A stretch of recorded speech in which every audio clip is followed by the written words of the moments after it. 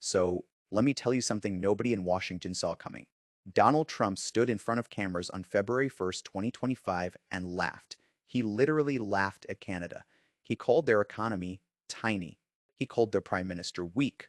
He called the entire country a burden, a charity case living off American generosity. He said, and I am not making this up, that Canada would cease to exist as a viable nation without the United States.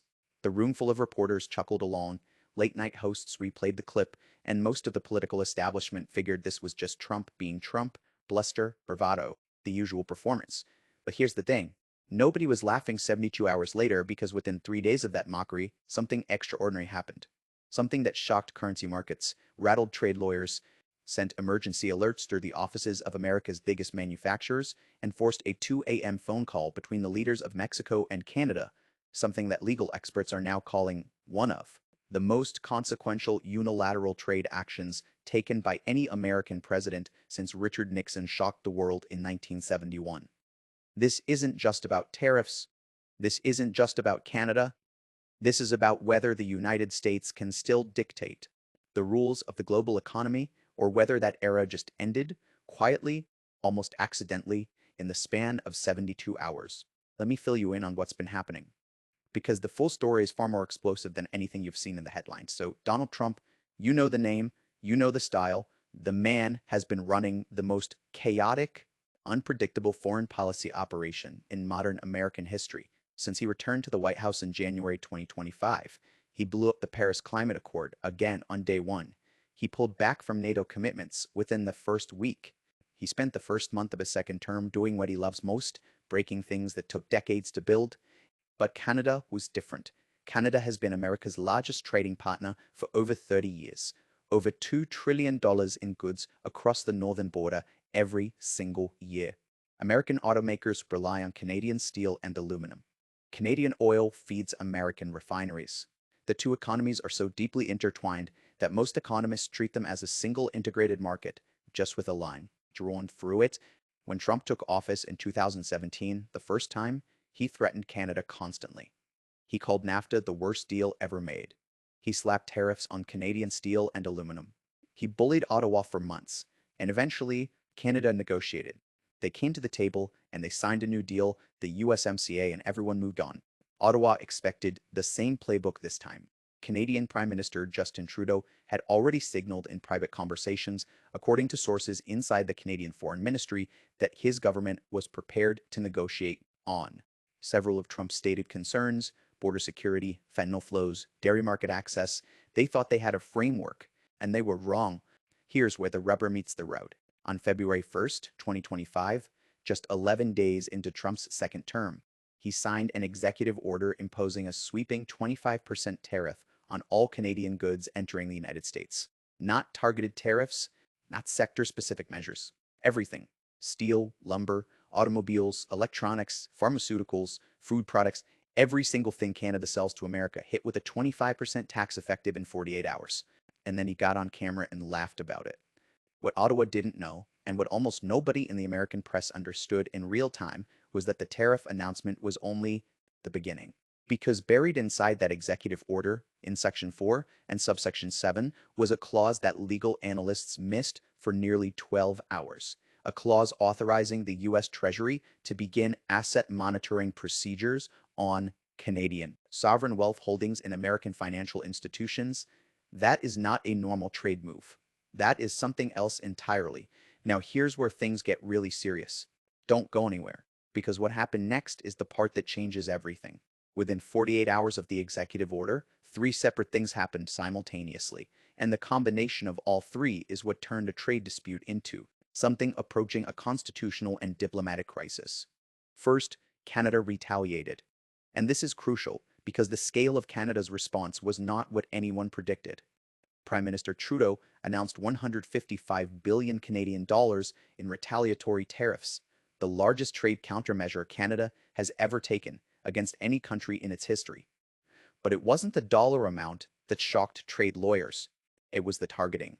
Canada had spent, according to Politico's report from February 3rd, 6 months quietly preparing a list of American goods calibrated to hit specific congressional districts represented by Republican members, bourbon from Kentucky, motorcycles from Wisconsin, orange juice from Florida, soybeans from Iowa.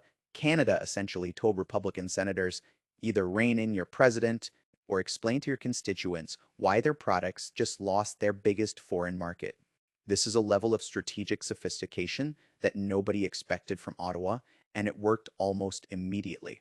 Within 36 hours of Canada's announcement, three Republican senators from states directly targeted by the retaliatory list had called the White House demanding a pause. Second, Mexico moved. This was the genuinely shocking development. Mexico had been watching the Canada situation closely because Trump had simultaneously issued a 25% tariff threat against Mexican goods as well. But rather than waiting to see what would happen, Mexican President Claudia Sheinbaum did something unprecedented. She flew to Ottawa, not Washington, Ottawa. She and Trudeau held a joint press conference in which they announced, and these were their exact words, a coordinated North American economic defense posture. Two of America's three USMCA partners were explicitly coordinating their response to American pressure, jointly, publicly, on camera. Legal experts noted immediately that this development had no modern precedent. Since the original NAFTA was signed in 1994, Canada and Mexico had never formally coordinated against American trade pressure. According to Georgetown trade law professor Sandra Chen, appearing on PBS NewsHour on February 4th, the Mexico-Canada coordination represented a fundamental shift in the North American trade relationship, one that would take years to fully unwind, regardless of how the tariff dispute itself resolved. Third, the financial markets moved in a direction Trump did not expect. The conventional wisdom among Trump's economic advisors, based on the internal memos that later leaked to the Wall Street Journal, was that Canada would fold quickly. The Canadian dollar would weaken, Canadian export industries would panic, Ottawa would come to the table within weeks, desperate for relief. That is what the models predicted. Instead, the Canadian dollar weakened slightly and then stabilized. Because within 72 hours of the executive order, Canada had secured emergency currency swap arrangements with the European Central Bank and the Bank of Japan. Canada was telling global financial markets, we have other options. We have other friends. We are not dependent on American financial goodwill. And here's where it really gets serious. Here's the part nobody wants to say out loud. Because what Canada did next and what the European Union did in response to Canada's outreach is the thing that actually changed the world. Not just the trade numbers, the structure of global trade itself. The European Union, watching the North American situation unfold, fast-tracked something that had been sitting in diplomatic limbo for over 5 years, the Comprehensive Economic and Trade Agreement Expansion, CETA, a trade deal between the EU and Canada that had been partially ratified but stalled on several contentious provisions. Within 72 hours of Trump's tariff announcement, European Commission President Ursula von der Leyen announced that the EU was unilaterally waiving the remaining contested provisions and moving to full CETA implementation effective immediately. What does that mean in plain terms? It means Canada just got visa-free professional mobility, tariff-free access to 450 million European consumers, and a legally binding trade framework with the world's largest single market, all in the span of 3 days. While Trump was mocking Canada's economy, Canada was quietly being integrated into the most powerful trading bloc on Earth. Now, let's break down what this showdown actually means, because it's not just a captivating trade story, it has serious consequences for how America operates in the world. First, the immediate political fallout. Trump's tariff gambit was supposed to demonstrate strength. It was supposed to show that America could still unilaterally dictate terms to its neighbors. Instead, within 72 hours, it had triggered the most significant restructuring of North American trade relationships since NAFTA was signed, and not in America's favor. According to a YouGov poll released on February 6, 2025, 58% of Americans were already concerned about rising consumer prices as a result of the Canadian tariffs. Auto industry analysts at Bank of America estimated the tariffs would add between $3,000 and $8,000 to the price of vehicles assembled in the United States, because American auto manufacturing depends on Canadian parts at every stage of the supply chain. Senate Republicans were already getting anxious. The phone calls from constituents were coming in, and Trump's approval rating, according to the Reuters and Ipsos daily tracking, had dropped 4 points in the 5 days following the tariff announcement. the sharpest single-week decline of his second term. The opposition was sharpening its message in real time. Senate Minority Leader Chuck Schumer appeared on CNN and made a statement that's going to stick, that Trump had handed Canada, Mexico, and the European Union a gift, a reason to build a trading architecture that deliberately excludes the United States, and he noted pointedly that it was happening faster than anyone thought possible. Now, let's talk about the institutional implications, because there is a deeper constitutional question here that legal scholars are beginning to raise, and it is significant. Trump invoked the International Emergency Economic Powers Act, IEEPA, as the legal basis for the tariffs. IEEPA gives the president sweeping authority to regulate international commerce during a declared national emergency.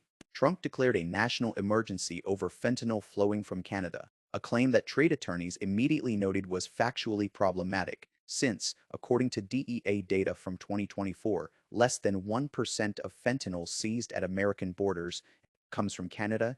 The overwhelming majority comes through the southern border and domestic sources. 3 lawsuits were filed in federal courts within 48 hours of the executive order. The most significant was brought by a coalition of American manufacturing associations, including the National Association of Manufacturers and the U.S. Chamber of Commerce, arguing that Trump's use of IEEPA to impose tariffs on a close ally and on the basis of a factually unsupported emergency declaration exceeded the statutory authority Congress had actually granted. William Barr, yes, William Barr, Trump's own former attorney general, told Fox News that while he believed the president had broad trade authority, the specific fentanyl justification for Canadian tariffs was, in his words, legally fragile and vulnerable to challenge. When your own former attorney general is calling your legal argument fragile on Fox News, you know the ground is shifting.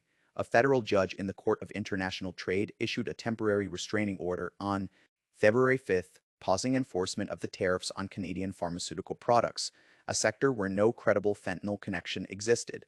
While the broader legal challenge proceeded, the ruling was narrow, but it was a signal.